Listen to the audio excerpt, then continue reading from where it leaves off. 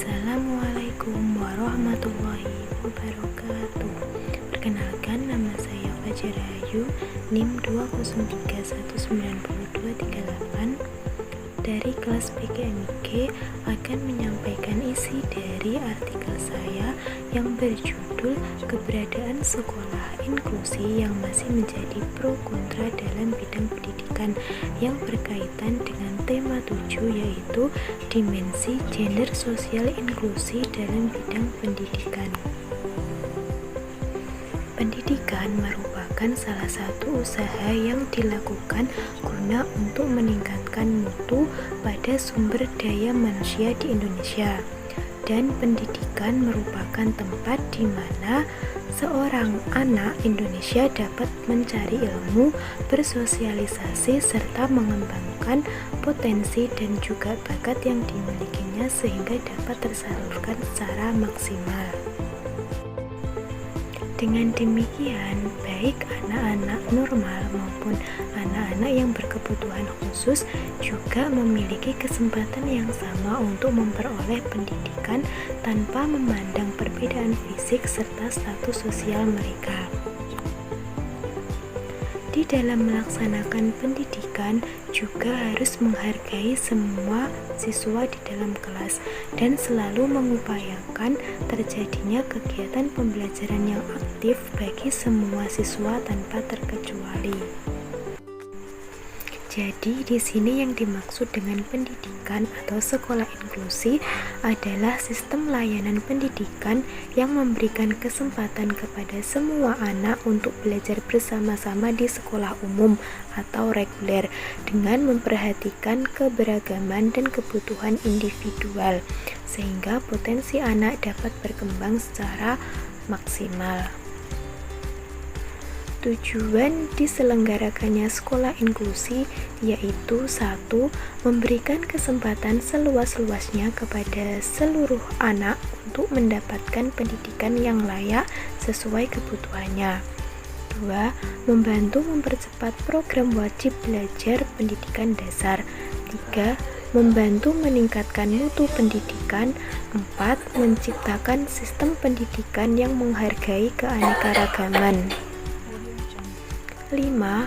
Memenuhi Undang-Undang Dasar 1945 Pasal 32 Ayat 1 yang berbunyi setiap warga negara berhak mendapatkan pendidikan, dan Pasal 2 yang berbunyi setiap warga negara wajib mengikuti pendidikan dasar dan pemerintah wajib membiayainya. Konsep diselenggarakannya pendidikan atau sekolah inklusi adalah dapat dipandang sebagai suatu bentuk usaha dalam meniadakan persyaratan khusus yang mampu menghalangi kesempatan bagi setiap orang atau anak untuk mendapatkan pendidikannya. Dengan keberadaan pendidikan atau sekolah inklusi ini dapat merubah suatu konsep pendidikan yang semula peserta didik mengikuti sistem pendidikan yang dibangun oleh sekolah menjadi sekolah yang dibuat siap untuk beradaptasi dengan peserta didik yang berkebutuhan khusus. Karakteristik dari pendidikan atau sekolah inklusi itu sendiri yaitu yang pertama, pendidikan atau sekolah inklusi adalah proses yang selalu berjalan dalam usahanya menemukan cara-cara untuk merespon keragaman individu yang ada pada setiap siswa. Yang kedua, pendidikan atau sekolah inklusi berarti mendapatkan cara-cara untuk mengatasi problema dan hambatan siswa dalam belajar.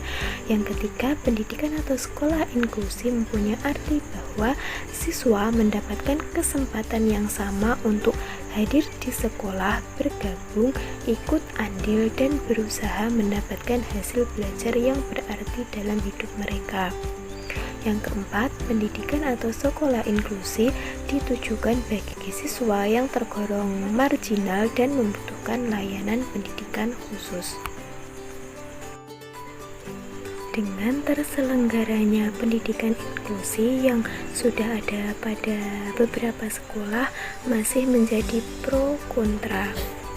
yang mana sudah ada pihak yang menyetujui adanya program sekolah inklusi dan juga ada pihak yang belum menyetujui adanya program sekolah inklusi ini. Pro sekolah inklusi yaitu 1. Belum ada bukti yang nyata bahwa sekolah khusus merupakan satu-satunya sistem pendidikan terbaik bagi siswa yang berkebutuhan khusus. 2. Biaya sekolah khusus biasanya jauh lebih mahal bila dibandingkan dengan sekolah reguler.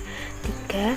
Masih banyaknya anak berkebutuhan khusus, terutama yang tinggal di daerah dan pedalaman yang tidak dapat bersekolah di sekolah khusus karena kurang adanya akses dan juga biaya yang tidak terjangkau.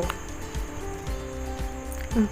Sekolah khusus memisahkan anak berkebutuhan khusus dari lingkungan sosial yang nyata dan beragam, sedangkan sekolah inklusi sendiri lebih membaurkan anak berkebutuhan khusus dengan anak normal lainnya. Yang kelima, melalui pendidikan atau sekolah inklusi akan menambah pengetahuan masyarakat, akan lebih menghargai perbedaan dan mengurangi dampak liberasi terhadap anak cacat. Kontra sekolah inklusi yaitu antara lain 1. Adanya undang-undang yang memberikan kesempatan pendidikan khusus bagi anak yang berkebutuhan khusus. 2. Masih adanya penelitian yang mengajukan berbagai alternatif pendidikan bagi anak yang berkebutuhan khusus. 3. Orang tua tidak ingin menyekolahkan anaknya yang memiliki kebutuhan khusus di sekolah reguler atau umum. 4. Masih banyak sekolah reguler yang belum siap menerima anak berkebutuhan khusus dikarenakan kurangnya sumber daya manusia, baik itu pendidik dan juga fasilitas yang masih terbatas. Yang kelima, sekolah khusus dianggap lebih efektif karena diikuti oleh siswa yang mempunyai kekhususan yang sama.